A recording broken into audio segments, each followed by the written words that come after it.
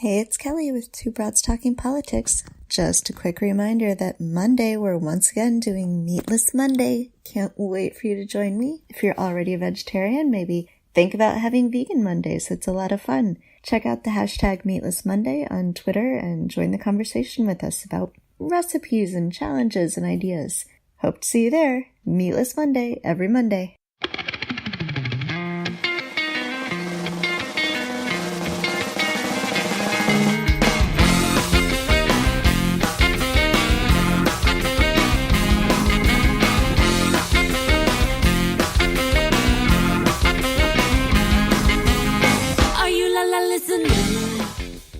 Hey everyone, it's Kelly with Two Broads Talking Politics, and the other broad with me today is Melanie Childers. Melanie is the founder and CEO of the Enlightened Badass. Hi, Melanie. Hi, how's it going?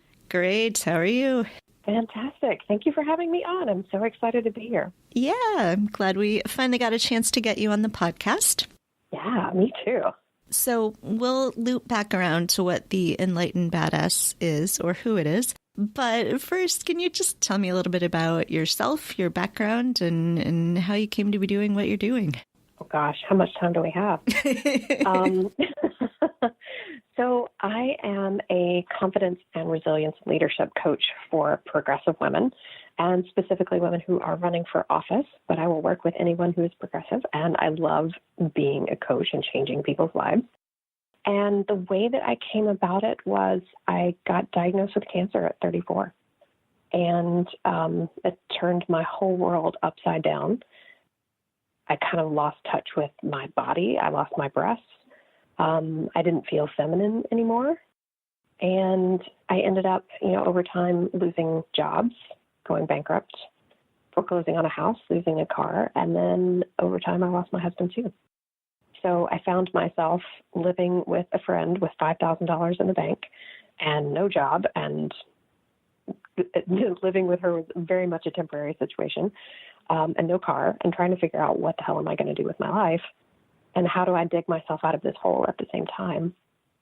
And I found coaching through my previous yoga teacher who had helped me when I was going through cancer. And she said, this will help you, and it will change your life. And she was absolutely right. I threw my last, $5,000 at Martha Beck's coaching program and saved myself and saved my own life, and then realized, oh my God, I can help other people do this too. And then the election happened, and I was like, oh God, everybody around me is flipping the fuck out.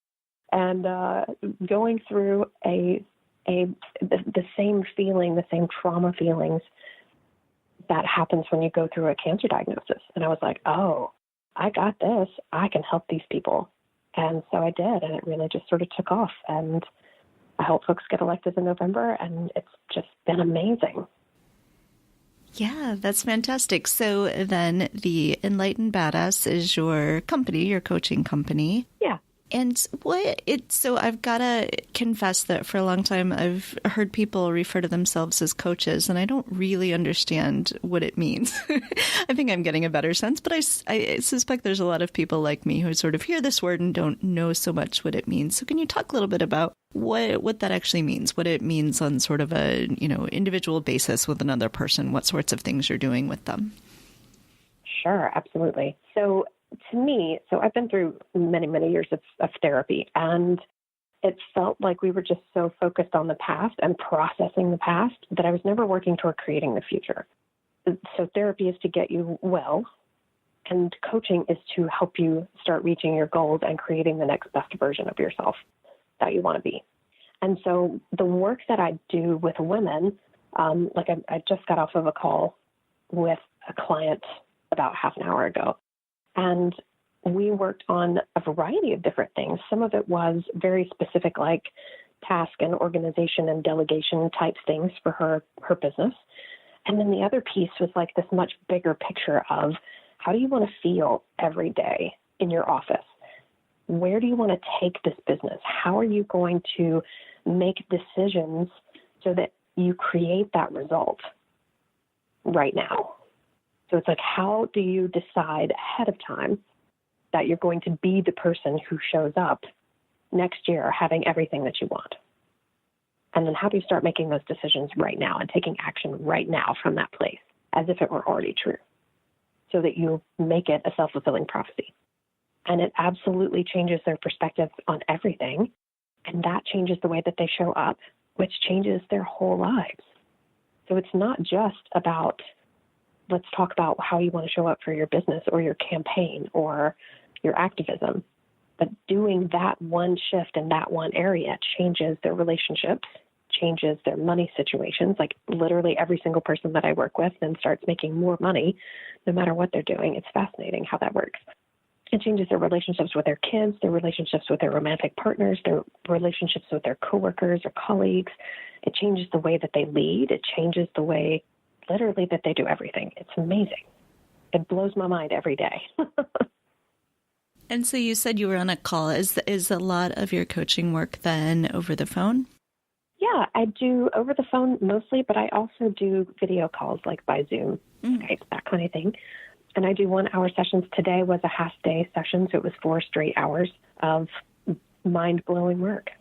So what are some of the kinds of differences, or maybe it's not so different, when you're working with someone in the business world versus someone who wants to run for office? Yeah, it's not all that different because we all deal with the same emotional issues.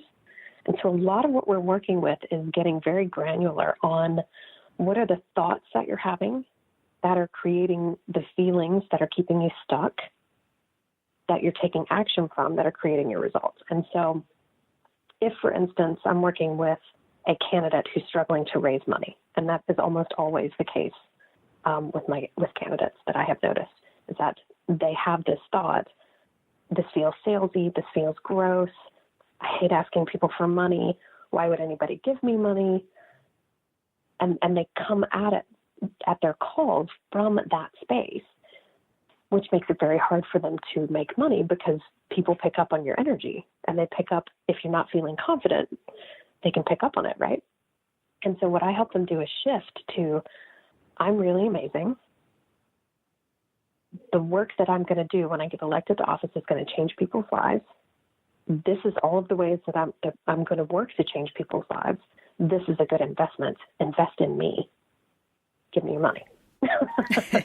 And it works. They blow their goals out of the water every time. It's really creating the mindset before you even get on the phone.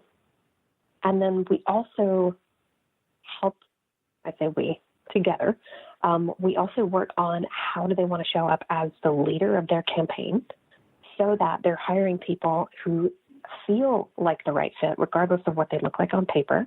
A lot of times we have people referred to us and they're just not a good fit, but they look great on paper, and so-and-so recommends them. But then, you might have accidentally hired a fundraiser who's screaming at you every day, and that is not helpful. That's not going to help you raise money. And so we look at how are you hiring in a way that feels good to you, that is in integrity with what you stand for, so that you're hiring people who reflect you. And then how do you want to lead so that you're coming from this collaborative place, and so that you are the leader of your campaign, you are the CEO of your campaign. Do you think that the fundraising piece is the piece that women who are thinking about running for office, maybe the first time, maybe not the first time, is that the piece that you see them struggle with the most? Are there other aspects of campaigning that really seem to sort of trip people up? That's one of the big ones. Before they ever decide to run, there is always a fear that people are going to criticize them and that people are going to attack them in some way, or, there will be negative campaign ads or attacks against them, right? And that can be very, very scary because we want to protect ourselves. We want to protect our families.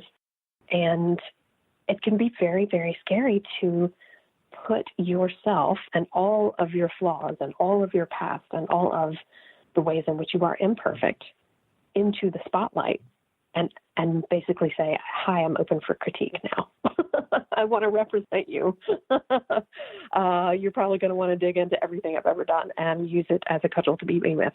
And the way that we work with that is to build this bedrock of confidence that nobody can touch, no matter what you've ever done, and take full ownership and responsibility for all the ways that you're imperfect and every mistake you've ever made, so that anybody who comes and says, yeah, but you did that over there 10 years ago, you can say, yeah, I did, and it was a terrible mistake, and here's what I've learned from it. Much like so many people in politics need to do right now. But I digress. Are there women politicians out in the world you see who are doing this sort of thing really well, who you sort of see as role models for candidates? That is such a good question, and I don't know specifically how they're running their teams on like the national level, most of them. Mm-hmm. But I do think that there are women who are doing it well, and there are women who, especially like I'm in Georgia, there are women who at the state level know this very well and know how to do this stuff really well. And there are some who are saying, oh, now that I'm in it, now that I've been elected, some of this stuff is real messed up. Mm-hmm. We have to be able to do better. And if we want more transparency and more authenticity and more cooperation, we can't be doing it with a lack of integrity, and we can't be doing it with corruption.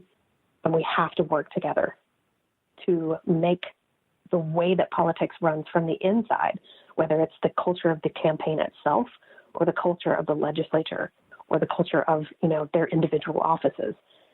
We have to level that up so that we are running the way and making the changes that we want to make toward a more progressive society. Mm-hmm. That's my personal belief. And so there are women who are doing it. Yeah, I do see that. And I think that there will be more and more of them because of what's happening in our country right now with government. And we see the cracks and the flaws in the way that things are not working, and we want to make it work better. And so we got to work together from a place of integrity and not tearing each other apart and not jockeying for position and not, beating each other up. We have to be able to work together in a way that lifts all boats. Do you think that all women, all people could be people who could run for office? Do you think that there is some self-examination that needs to go in ahead of time and say, you know what, maybe these things are not things that I can work through or aren't things that I want to work through? Or do you think that really you see people sort of all sorts of different personalities who are able to get through that and find their confidence and find their ability to do things like fundraise and lead? Sure. I think that it's really, really helpful to be very self-aware and know yourself very, very well and be on to the way that you think and the way that you make decisions and the way that you process thoughts and ideas, and the way that you collaborate and deal with other people. And that it's very important for you to be able to lead from a place of integrity and knowing what that means for you and being able to be really, really honest with yourself so that you can be really, really honest with everyone else. So I know you've talked some about impostor syndrome. Can you talk a little bit about sort of what that is and how that trips people up? Sure. Impostor syndrome is so tricky because our brains are so tricky. and I've dealt with that. I can kind of speak to it because I dealt with it as an academic. I have a master's in adult education. And yet for a long time, I didn't tell people that I had a master's degree. And I couldn't quite figure out why. And it was like, oh, it's because I don't feel like it wasn't hard for me to get. And so I don't feel like I earned it. Mm. And so I don't feel like it matters to the conversation.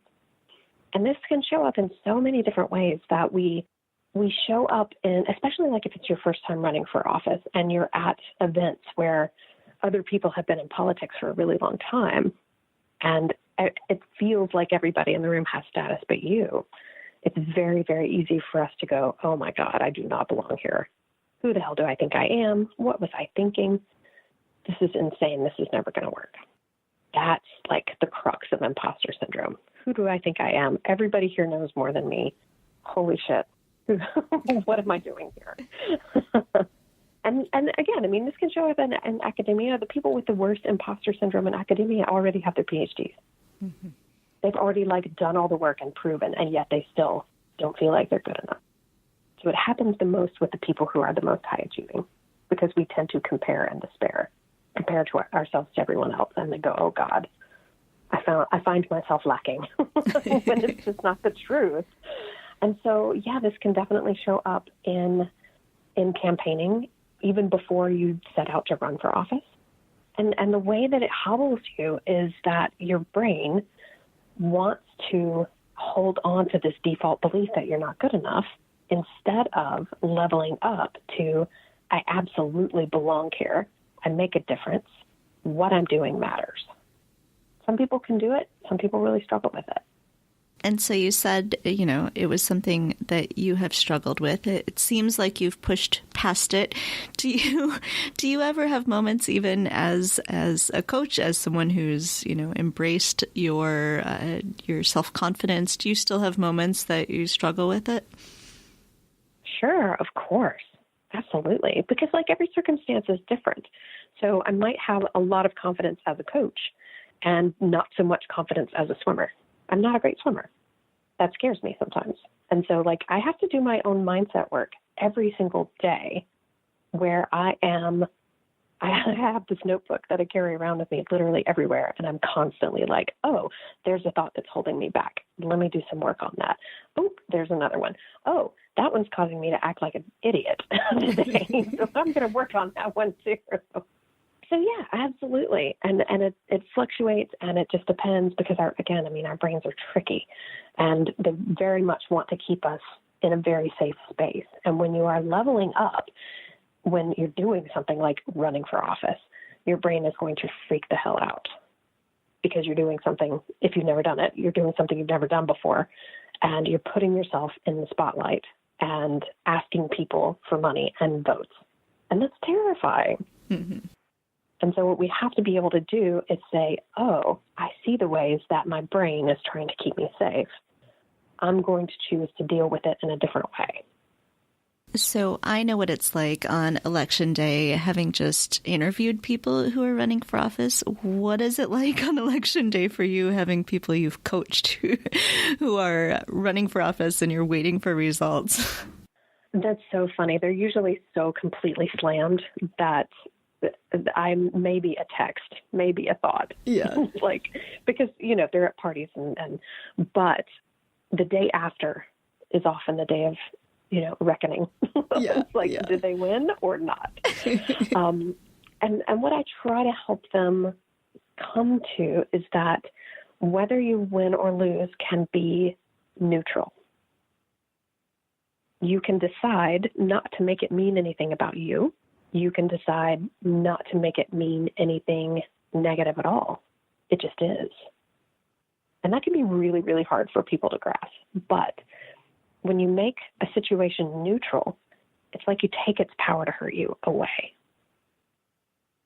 When you can't have a negative thought about it, and you can just say, oh, well, that didn't go the way I thought it would. What's next? That's a place of power, regardless of if you win or lose. I like that. I think we have to stop thinking about politics as such a game, which I think a lot of us do, and a lot of the media feeds into that. This, oh, Trump won this fight he was having, oh, who's going to be the loser, the big loser of this election? And, it's not a game. It's a life. It's yeah. When it's consequences, elections have consequences. It's not a game. Yeah. And I think, one of the things that I saw about Stacey Abrams doing the response to the State of the Union was, why would someone hire a loser? And my thought was, that's a really shitty way to look at that. What a choice you've made there. And two, do you know anything about her? She's amazing. There's nothing about her that's a loser. Mm-hmm. But when we set each other up, and that is a thing I think is the detriment of the whole reality show and situation and the environment that Trump came from, is that he and that environment are very, you win or you lose. You're a winner or a loser. And if you're a winner, you're amazing and everybody loves you. And if you're a loser, you're trash. You're garbage. Go away. Right? And when that mindset pervades society and the media, because if the media is the one telling us the story, right? So-and-so won, so-and-so lost. How is that helping us? How is that helping us work together? Mm-hmm. How is that helping us frame conversations? How is that helping us make a difference in the world? It's not. And so seeing politics as a game is, I feel, very detrimental. So if our listeners are thinking about taking the plunge and running for office, and it's true, not all of our listeners are women, but I believe you only work with women. So I will work with men too. I love working with women, but I will work with men too. So if they'd like to learn more about your coaching and maybe get in touch about doing some sessions with you, what's the best way for them to get in touch with you? Sure. My website is theenlightenedbadass.com, and there's a form there that you can fill out to book a call with me. And I want to say that if you're thinking about running for office, the first thing that you want to do is address all of the places in your mind where your brain wants you not to, so that you stay safe. And really, really do a lot of writing and journaling about that. And then look at the way that you might make that decision. Are you making the decision to run or not from fear or from power? And do you like your reason? And then really, really think hard about what you want to do. And call me if you need help.